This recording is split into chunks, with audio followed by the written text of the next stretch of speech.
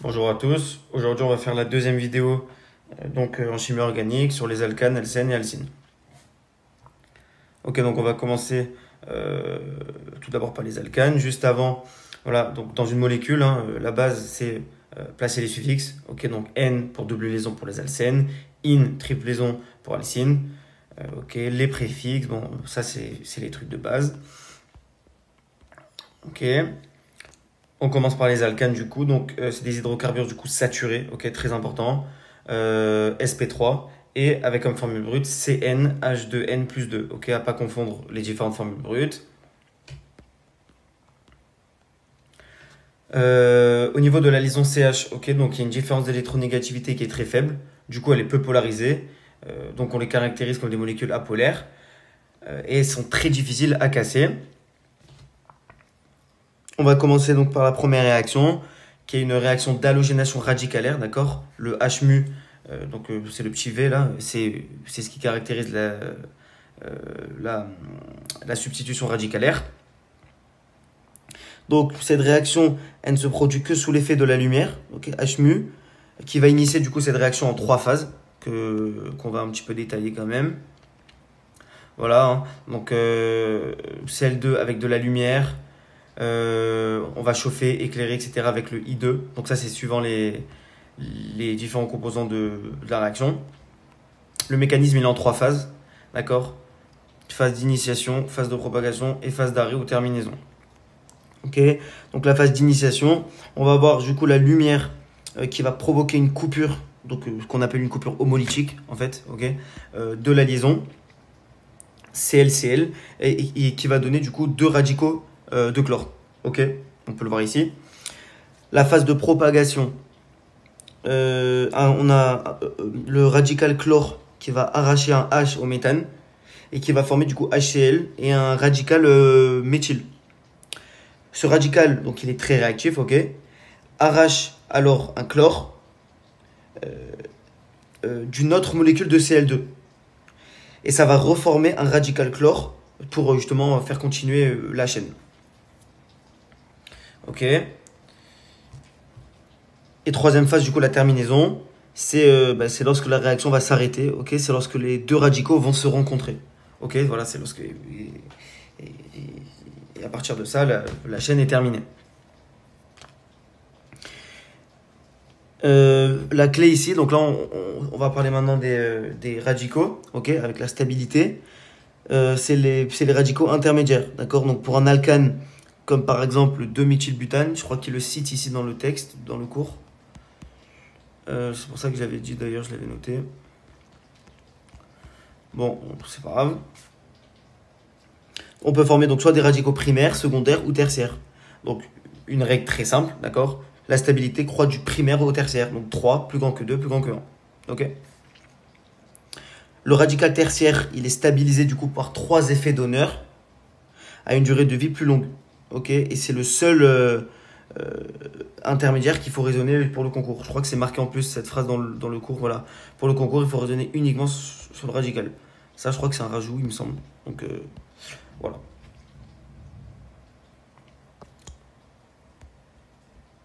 Je vérifie que j'ai rien oublié. Ok. Maintenant, on va passer aux alcènes. Donc les alcènes, bon, ok, donc c'est double liaison, ok.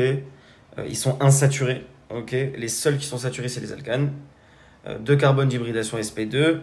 Là, la formule brute, c'est CnH2n, ok. Ils ont une structure plane. Et la terminaison, c'est N, ok.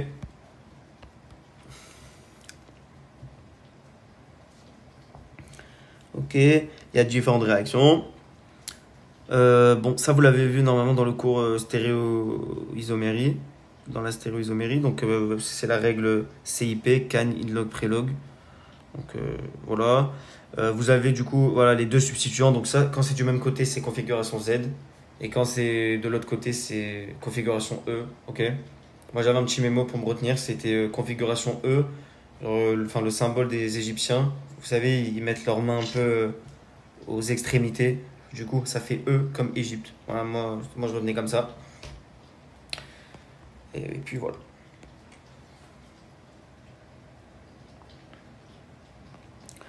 Donc là, on a deux types de réactions. On a l'hydrogénation symétrique, d'accord, avec le catalyseur NiOPT. Et après, on a avec le truc du brome, etc. Je vais voir un peu. Voilà, donc ça, c'est important aussi, hein. Plus la double liaison, elle est substituée, et plus elle sera stable. Ok, donc ça, c'est une règle à savoir.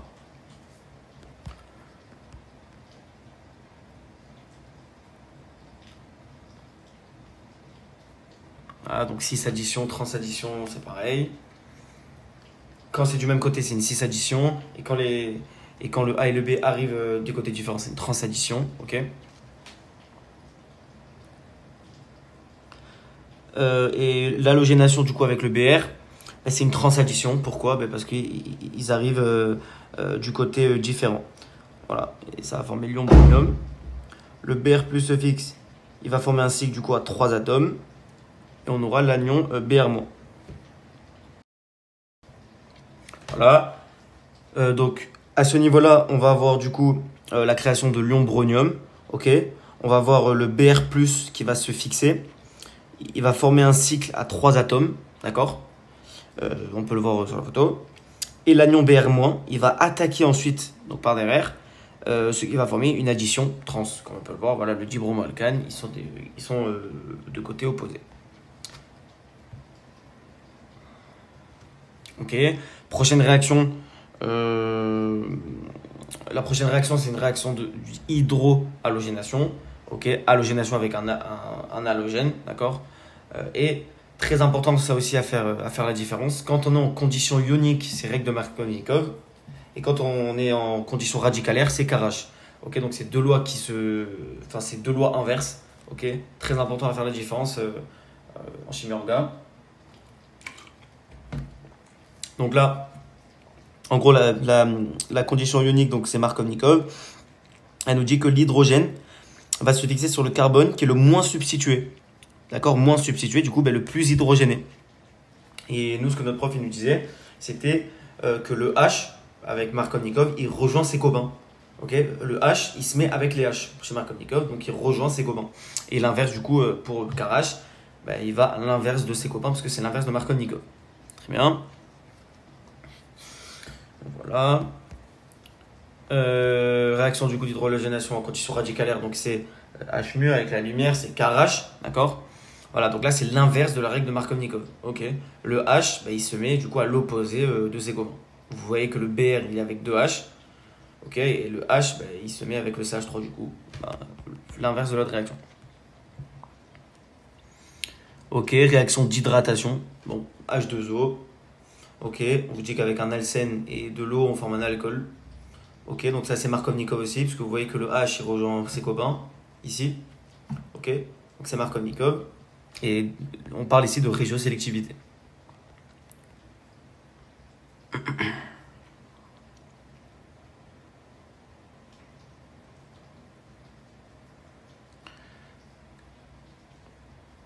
Ok. Les réactions d'oxydation. Ok.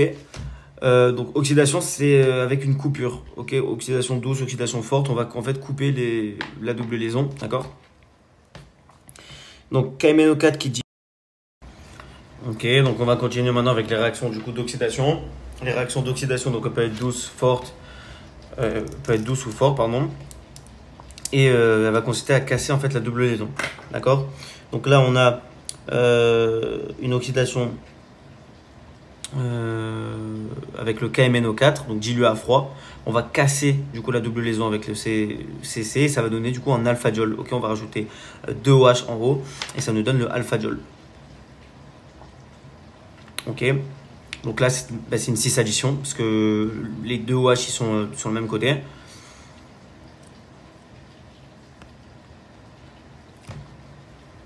Ok, la prochaine réaction c'est avec un oxydant fort.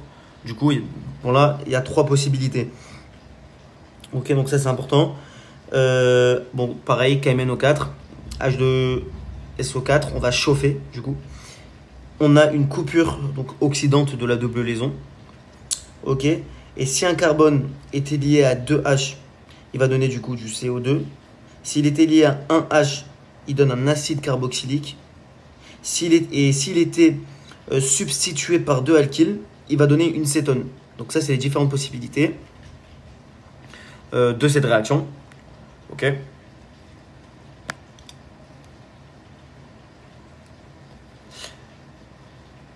Ok, donc voilà, pareil, hein, la réaction d'oxydation avec l'ozone. L'ozone, du coup, O3. C'est une ozonolyse. Bah, pareil, hein. Ok, donc oxydation, on coupe la double liaison, on rajoute des O. Et ça nous fait une cétone plus un acide carboxylique, d'accord? On rajoute O et OH, on fait une cétone et un acide carboxylique.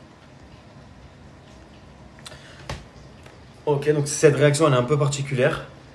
Donc c'est l'ozonolyse réductrice avec le Zn. Et en gros, dans cette réaction, on va faire exprès de laisser la forme aldéhyde pour ne pas former un acide carboxylique. D'accord? Voilà ce qui nous permet du coup d'obtenir un aldéhyde qui est stable. Voilà. Très important. On a un aldéhyde et non pas un acide carboxylique.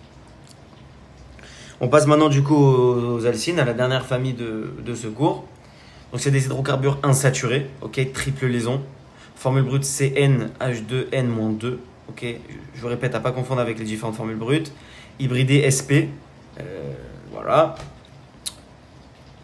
Là on a deux sous-familles du coup d'alcynes. On a les RC, triple liaison C et R. Et après on a les alcynes vrais, donc c'est celui en vert, d'accord. On va le voir après dans une réaction par la suite. Ok, donc voilà, on va parler d'addition électrophile, ok, d'oxydation. Ok. Donc première réaction, on parle d'hydrogénation, ok, avec le H2 et le PD qui est désactivé. Donc ça va nous faire du coup un alcène Z qui est en 6 additions du coup. Ok, vous voyez qu'on casse la triple liaison pour faire une double. On met les deux R en haut et on rajoute du coup les H2 qui est sur la flèche. Et quand on refait du coup cette réaction avec H2 et le PT ou N-irané, d'accord, ça va donner du coup un alcane. Ok. Bon, pareil, hein, alcane. Donc ça nous fait alcyne donne un alcène et alcène ça va nous donner un alcane. Avec du coup le PT ou le N-irané. Ok. Donc ça c'est des mécanismes à apprendre. En QCM ils vous mettent par exemple des trous, genre ils vous mettent la première réaction donne par exemple un alcène Z ou un alcène E, donne une 6 ou une transaddition et ça c'est à vous de répondre avec vos connaissances de la réaction. Ça c'est un mécanisme radicalaire, cette réaction. Ok, ça va nous former un alcène E. Ok, alcène E, pourquoi? Parce que les deux R, parce que les deux H du coup, ils sont pas du même côté. Na, NH3, liquide. Ok, donc ça, les trucs E, Z et tout, vous les avez vraiment vus en stéréochimie. Donc c'est pour ça que je m'attarde pas trop dessus. Une des dernières réactions, c'est réaction d'halogénation, donc avec un halogène pareil, X2. Donc X c'est halogène, ok. 2 du coup, 2, du coup on a une transaddition, on casse la triple liaison, on met une double. Donc ça fait un alcène, donc alcyne donne un alcène et alcène donne un alcane. Ok, et ça va nous donner ce qu'on appelle le tétragénoalcane. Voilà. On va avoir du coup un alcène qui est di-halogéné, avec deux halogènes. Et ça va nous donner du coup un tétragénoalcane. Pareil, la réaction en condition ionique, donc avec HBr. Donc qui dit condition ionique dit Markovnikov, d'accord. Pareil, hein, ok, donc vous voyez que c'est tout le temps à peu près pareil. On casse la triple liaison, on met le HBr, le H on le met à côté du H parce que c'est Markovnikov, et ça nous donne après un dibromoalcane. Okay. Donc alcyne, alcène et alcane. On parle toujours de régiosélectivité, d'accord, avec plusieurs effets inductifs. Et ça, c'est une règle importante à savoir, c'est que pour les alcynes disubstituées, on n'a pas de règle de Markovnikov. Du coup, on va faire deux produits. Au moins, il y a 50-50 et il n'y a pas de règle. Bon, ça, c'est une règle à savoir. Voilà, et à se souvenir. La réaction d'hydratation, donc, qui dit hydratation dit OH2O, d'accord. Là, on parle aussi de Markovnikov. C'est une réaction dissymétrique. Ok. Pourquoi? Parce qu'on va avoir du coup ça va nous donner du coup un énol. Énol, ol, c'est alcool. Donc il y a le OH. Ok. Et après un énol, on va avoir du coup la formation d'une cétone avec la double liaison. Et c'est pour ça qu'on parle d'équilibre céto-énolique. Cétone et énolique, énol. Voilà, toujours Markovnikov, d'accord? Et on parle de tautomérie céto-énolique. Ok. Réaction d'oxydation pareil, avec un oxydant fort, donc KMnO4. Ok, donc ouais, ça peut être aussi K2CR2O7, ou alors O3 ou H plus delta. Voilà, donc ça nous donne pareil. Là, du coup, vu que ça c'est la règle, hein, vu que c'est des alcynes disubstituées, il y a 50-50. Du coup, il y a deux produits. C'est la règle. On casse totalement la triple liaison. On obtient du coup un mélange d'acide carboxylique. Pour celle-là. Vous voyez que oxydant, triple liaison donne RCOOH plus HCOOH. Voilà. Donc, vous voyez que les réactions, c'est à peu près pareil. Voilà, c'est une fois qu'on comprend le mécanisme, par exemple si c'est oxydation, si c'est halogénation, vous voyez que c'est à peu près les mêmes réactions dans le sens du mécanisme. Et ça se répète. Voilà. Dernière réaction, donc c'est réaction propre aux alcynes vraies. D'accord? Donc c'est RCCH avec une base ou un métal et on va former du coup l'ion alcynure. Okay, c'est quand on enlève le H et on a un C-. Voilà. Voilà, donc c'est tout pour ce cours. Je ferai d'autres vidéos aussi pour le reste de la chimie.